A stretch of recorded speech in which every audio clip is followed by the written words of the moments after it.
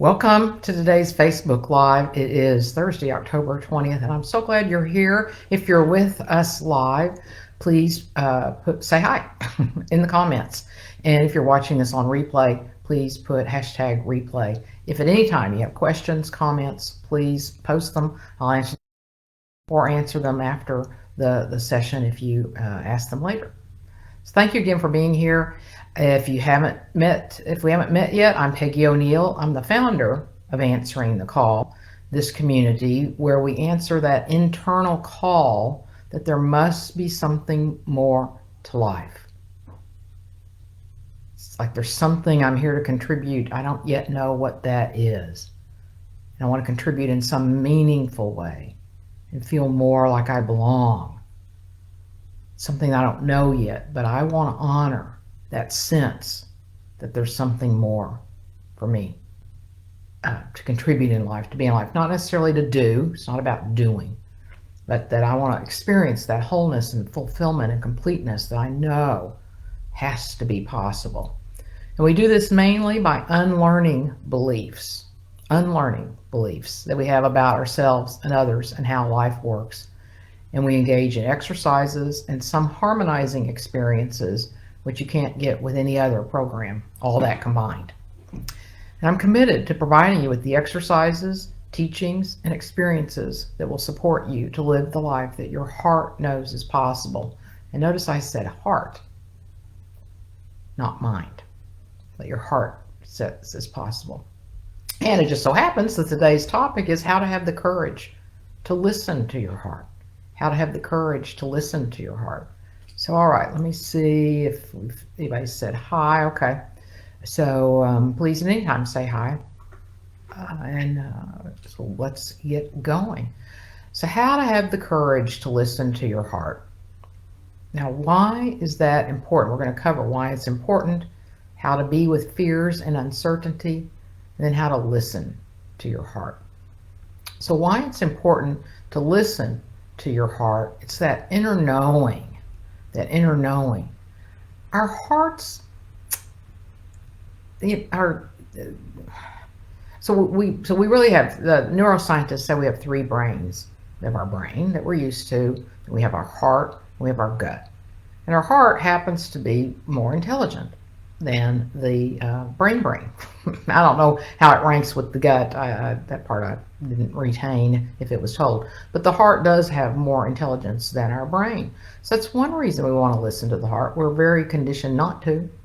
So we haven't done it very much. We listen to our brain all the time, our thinking. So, but our hearts, that's where our real intelligence is. Our intelligence, a different kind of intelligence. Let me put it that way. It's that kind of intelligence that knows us, that knows what we're up to, that knows what's possible. And so we want to listen to that because it also gives us like direction, if you will. So if we have a longing, we experience that usually in the heart area. We long, like most people that are here and answering the call have some sort of longing. We wouldn't keep seeking if we didn't have a longing. And where is that felt? It's felt in the heart. We feel it in that area. So it provides an invitation, provides just nudging, like, most of us are touched by the words of John Lennon's song, "One Day We'll Live as One." We're touched. That's a heartfelt touch. So our hearts have lots of intelligence. See, I believe our hearts know we can live as one. That's why I'm doing what I'm doing. We can live as one. And because I know it. And our hearts tell us that. Our hearts also tell us, like, when there's something we want to do, or like, so we might be watching a TV show, for example, and something comes on the screen or some words are said and our heart kind of feels it. We feel it before we think about it.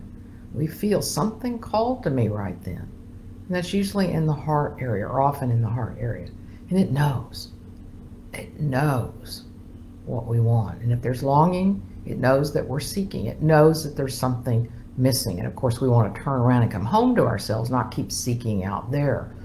But it knows. It's giving us those signals. Now, when we first think about listening to our heart rather than our thinking brain, that can be fearful. We can feel uncertain about that. Well, I don't know about that because we've again so conditioned ourselves to listen to our rational mind. We've got to be rational about this. We got to think this through. Maybe, maybe not. Our hearts know what is possible for us.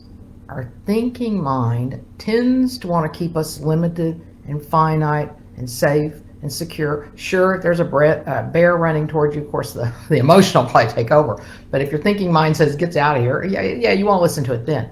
But a lot of the rest of the time, it's interfering with what's possible. We're these magnificent beings. We have infinite potential that we have hardly even tapped because we're so conditioned to honoring the finiteness of our thinking mind, honoring the conditioning of society. And our hearts know better. Our hearts know that there's something else. But we'll experience these fears because our thinking mind will say something like, we shouldn't do that, or it's too dangerous. I don't mean, again, cliff diving or something. I mean, just even leaving a job, trying something new.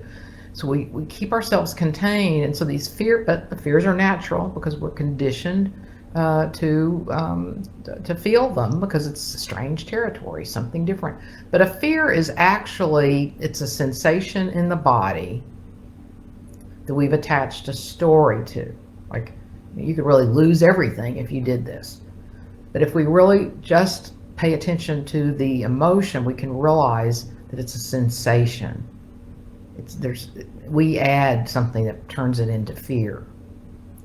Okay, but we will feel fear, we'll feel uncertainty, and we can just acknowledge those and welcome those emotions. Welcome them. Don't resist them. Don't try to ask what's going on. Just welcome them. Pure welcome. So that's the best thing to do with these emotions of fear and uncertainty. And it often will feel like that when we first start trying to trust what our heart or our being is trying to tell us instead of what our separate self-rational mind is trying to tell us. And then how do we listen to our heart? And it may not be what you think. So I'm going to turn a little corner here. So also what I mean by heart is, yes, this heart center, but also the heart of ourselves. The heart of ourselves. And the heart of ourselves is our essential nature. The heart of ourselves is our essential nature. It's the heart of our being. The heart of our being. So to do that, there are two ways to do it. I'll give you both right now. One is to pay attention to the space between thoughts, that we don't pay any attention to our thoughts and just focus on the space between the thoughts. And in that stillness, the stillness isn't empty. In that stillness is when incredible ideas can come to us. And they often won't come in the form of thoughts.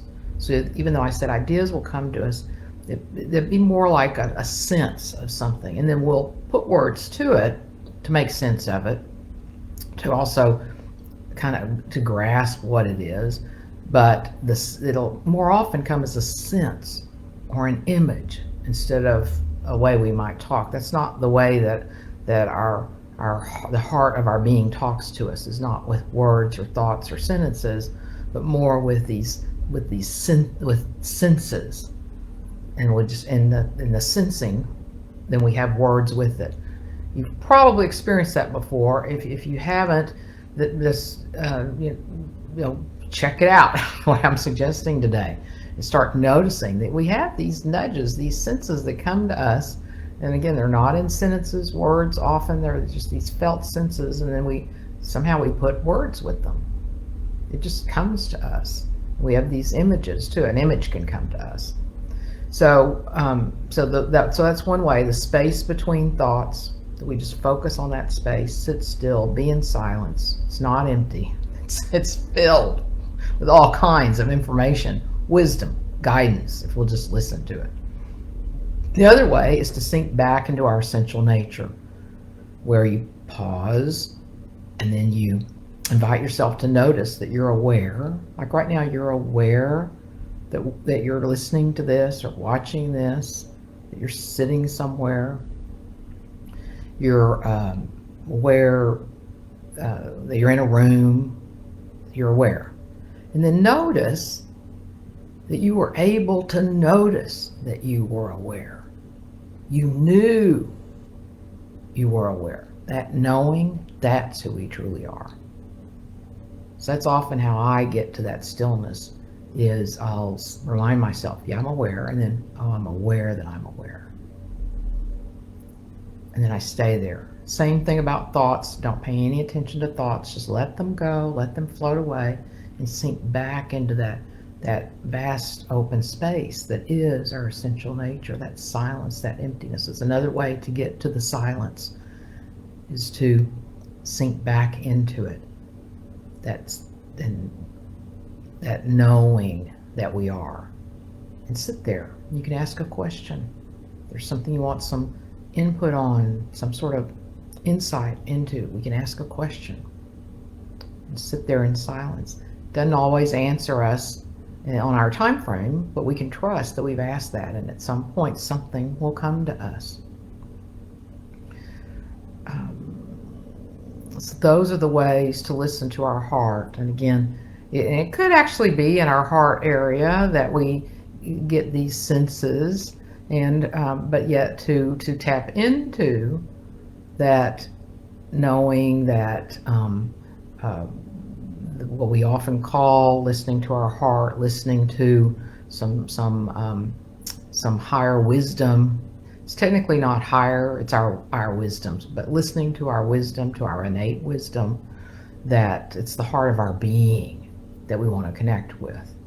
And that's the space between thoughts, or the knowing that you're aware, that space, the knowing that you're aware. And stay in the stillness, and that's where your heart can give you information. So today, let's see if we have any comments or questions. Okay, I don't see any. All right, but if you have some after today's session, please feel free to post them. And so let's see. So, all right. So today, have the courage to listen to your heart. Your heart knows. Your thinking mind does not know. It'll try to know. It'll give you all kinds of answers, all kinds of input, all kinds of direction. Often, we've relied on it, but often it's all guidance and direction to keep us safe and small and limited. We want to use our thinking brain to support and carry out what it is that our heart wants to tell us. It could be our heart, or it could be the heart of our being. The heart of our being knows. All we have to do is open to it. Be silent, open to it. So it's important to listen to our heart, because that's the life that we really want to live. That's really the life we're here to live, is the life of that knowing, the life of our essential nature, the life of consciousness. So that's why it's important. And then to be with fears and uncertainty, again, you welcome them. Know that they're just sensations that we've attached a story to, and welcome them. All of this can take some time and consistency for it to become natural. So just know that it's not a one-off. You can hear this now and do it, and check it out. As I've said often, don't believe anything I say. Check it out. Check it out. But that's what you do with your fears. Welcome them, bring them close.